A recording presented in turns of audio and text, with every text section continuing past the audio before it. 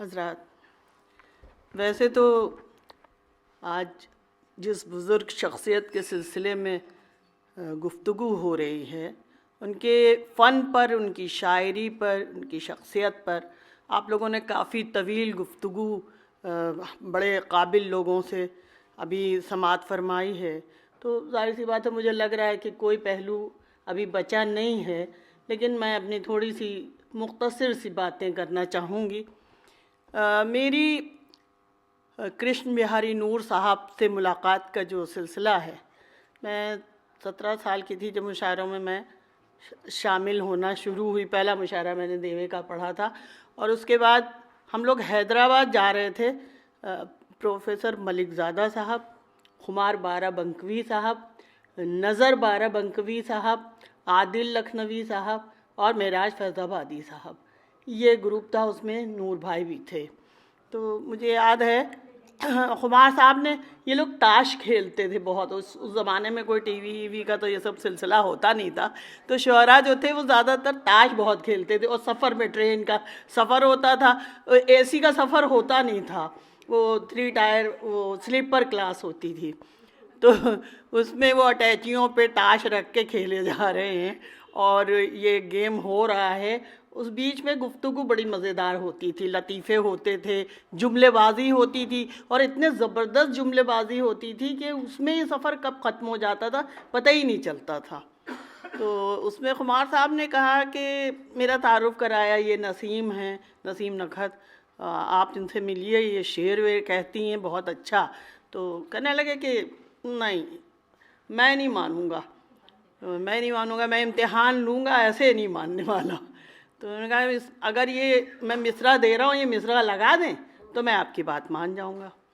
تو انہوں نے کہنے لگا ایک مصرع دے رہا ہوں، بے خواب شبستاں پس دیوار بہت ہیں۔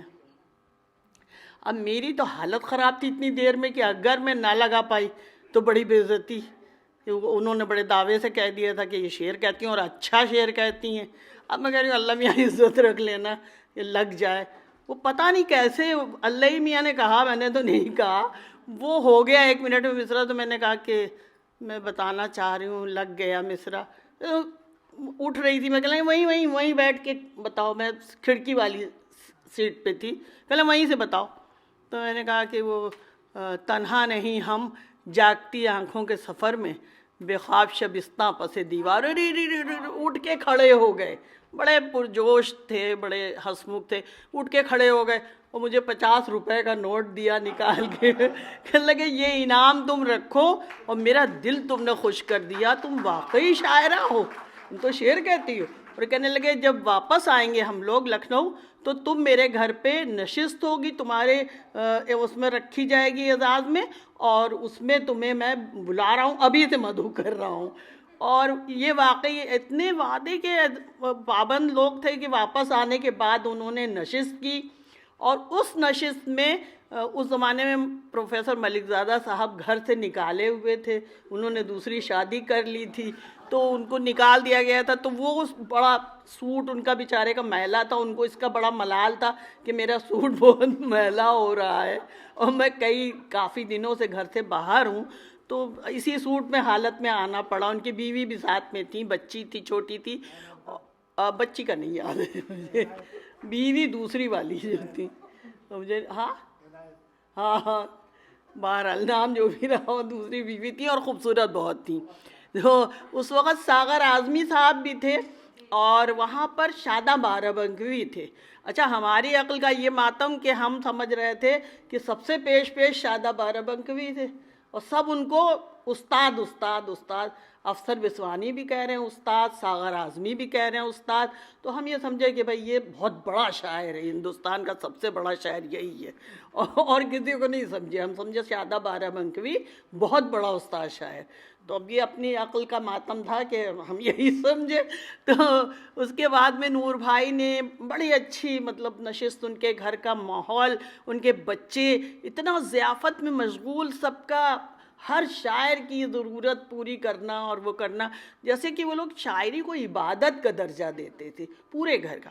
اور آپ دیکھیے عرفان عباسی صاحب نے ایک سلسلہ ان کی کتابوں کا تھا کہ شعرائے اتر پردیش، تو اس میں آپ پڑھتے جائیے تو کائست شعرا کا ایک سلسلہ رہا ہے، ایک زمانہ رہا ہے وہ بڑے بڑے کائست شاعروں کا.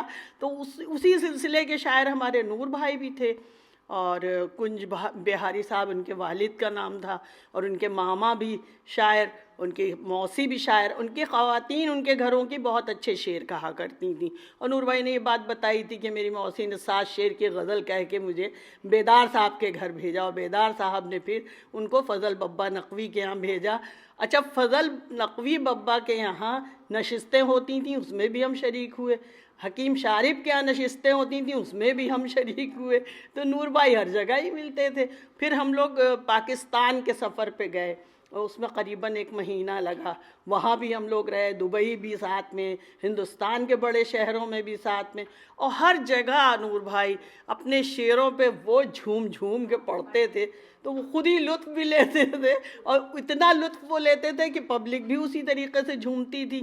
میں تو غزل سنا کے اکیلا کھڑا رہا، سب اپنے اپنے چاہنے والوں میں کھو گئے. اور وہ چاہے سونے کے فریم میں جڑ دو، آئینہ جھوٹ بولتا ہی نہیں. سچ گھٹے یا بڑھے تو سچ نہ رہے، جھوٹ کی کوئی انتہا ہی نہیں.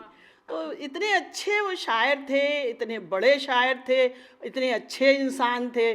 اور اس زمانے کی تربیت دینے کا طریقہ یہ تھا سلیقے کا، کہ یہ ایسے نہیں تھا کہ کوئی بھی آ کے پڑھ دے اور اس کو شاعر مان لیا جائے. امتحان لیا جاتا تھا، آزمایا جاتا تھا، پرکھا جاتا تھا، تب اعتبار ملتا تھا، تب معیار ملتا تھا، اور تب جگہ ملتی تھی. اور وہ جگہ جو تھی تو وہ پائیدار ہوتی تھی. اور ظاہر سی بات ہے بوڑھے ہو گئے، ابھی تک پائیداری میں ٹکے ہوئے ہیں. تو وہ مقام ان لوگوں نے بخشا ہمیں، خمار صاحب نے اور کرشن بہاری نور صاحب نے. ان لوگوں کا یہ بہت بڑا احسان ہے. کرم ہے ان کے قدموں میں بیٹھ کے میں نے ادب سیکھا. کیفی صاحب کی محبتیں ملیں، شوکت آپا کی محبتیں ملیں. ان لوگوں نے بڑا معیار بخشا، ان لوگوں نے یہ حوصلہ افزائی کی کہ ہاں نسیم تم میں بڑی صلاحیت ہے، اور تم مطلب قدر کرنا بہت بڑی بات ہے. ان لوگوں کی قدر ہماری قدر کرتے تھے وہ بیچارے. ہم تو کس قابل تھے، کچھ بھی نہیں تھے، مگر وہ لوگ بڑی محبتیں، بڑی شفقتیں لٹاتے تھے، جس کی وجہ سے آج ہم اس قابل بنے. ارے مہندی صاحب نے تو کیفی صاحب کے نام پہ جو یہ اکیڈمی یہ کھڑی کی ہے، جہاں پہ ہم کھڑے ہو کے بول رہے ہیں، یہ بہت بڑا کام کر دیا ہے. انہیں صدیوں تک یاد رکھا جائے گا یہ کام، یہ بھولنے والا کام نہیں ہے. اور کوئی کسی کے لیے نہیں کر پاتا، چاہے اولاد جتنی بڑی امیر رئیس ہو نہیں کر پاتی. یہ ان کے دماغ کا معاملہ تھا جو انہی نے یہ کام کر دیا ہے کہ کیفی صاحب کو کوئی صدیوں بھلا ہی نہیں پائے گا. کیفی صاحب کا نام ہمیشہ یاد کیا جائے گا. اور اس اکیڈمی پہ جب یہاں رنگ منچ پہ کوئی ڈرامہ ہوگا، کوئی فلم ہوگی، کوئی سیمینار ہوگا، تو لوگ کیفی صاحب کو یاد کریں گے. اور ان کے حوالے سے ابھی ایک پروگرام میں یہ تھا کہ میں نے پتہ نہیں انٹرویو میں کیا کہا کہ علی سعداد جعفری صاحب نے یہ کہا، تو وہ ایک لڑکا وہ کہہ رہا ہے کہ کون علی سعداد جعفری. تو یہ نہیں ہونا چاہیے، یہ چیز موت ہے ادب کی، ادب کے لیے موت ہے یہ چیز. وہ کہہ رہا تھا کہ کون علی سعداد جعفری، تو انہوں نے یہ رکھ دیا ہے کہ کیفی صاحب کے لیے کوئی یہ نہیں کہے گا کہ کون کیفی اعظمی. بہت بڑی بات ہے. اور ایک بار ان کے لیے زوردار تالیاں. اور بہت شکریہ آپ لوگوں نے میری بکواس کو اتنی دیر برداشت کر لیا. میری بہت محدود معلومات ہے. ویسے تو میں پیپر پڑھ سکتی تھی، مجھے معلوم ہے ان کے سکھ دکھ، میرے پاس ساری کتابیں، ان کی تپسیا میرے پاس ہے، سمندر میری تلاش میں ہے میرے پاس ہے. وہ بیچارے اتنے ڈاؤن ٹو ارتھ انسان تھے کہ وہ خود رکشے میں بیٹھ کے میرے گھر چلے آتے تھے، اکثر چلے آ رہے ہیں. ان کو اچھا لگتا تھا. ہمارے یہاں ہمارے میاں صاحب جو تھے ان کے ساتھ تاش کھیلنے میں ان کو مزہ آتا تھا. تو وہ بیچارے بہت ہی زمین سے جڑے ہوئے لوگ تھے. وہ لوگ خمار صاحب بارہ بنکی سے آتے تھے، وہ گھر چلے آ رہے ہیں. کیفی صاحب گھر چلے آ رہے ہیں. تو یہ لوگ بیچارے اس زمانے کے جتنے بزرگ تھے ان سے ہم نے انکساری سیکھی. ان سے یہ سیکھا کہ کس طریقے سے چاہے جتنے بڑے ہو جاؤ لیکن اپنے کو نیچے ہی رکھو. بہت زیادہ ہوا میں اڑنا اچھا نہیں ہوتا ہے، اڑنے والے نیچے ہی آ کے گرتے ہیں. بہت شکریہ. بہت